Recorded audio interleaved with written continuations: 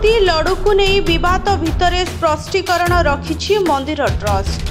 प्रसादर पवित्रता सुनिश्चित करा जायछि।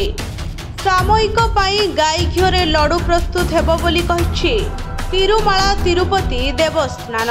मंदिर पूर्वतन मुख्य पूजक घटना को नहीं प्रतिक्रिया रखी एभली कार्य बहुदिन हेब चलुथला बोली कहिसंते।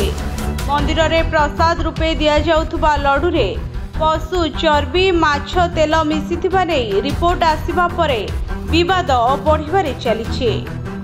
घटना को नहीं हिंदू धर्मावलंबी मध्य असंतोष बढ़ुवा बेले यहाकू नहीं स्पष्टीकरण रखिछि तिरुपति मंदिर ट्रस्ट तिरुमाला तिरुपति देवस्थान।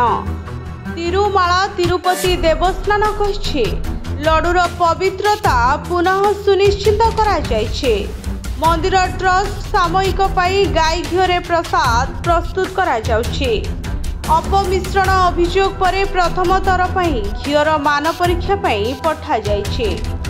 मंदिर रे दिन को तैयारी हुए 3 लाख लड्डू। प्रसाद बिक्री करी वार्षिक 500 कोटी रु अधिक करे मंदिर ट्रस्ट। तिरुपति रे लड्डू मंदिर रोषशाला रे प्रस्तुत हुए जहाकू पोतु कहा जाए। रिपोर्ट अनुसार मंदिर रे प्रत्येक दिन प्राय 3 लाख लड्डू तैयारी हुए। यहाकू तिरुमाला तिरुपति देवस्थान पक्षरु बिक्री करा जाए।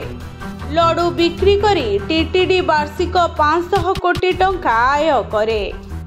300 वर्षरु अधिक समय हेला तिरुपति रे लड्डू प्रसाद भावे दिया जाउछि।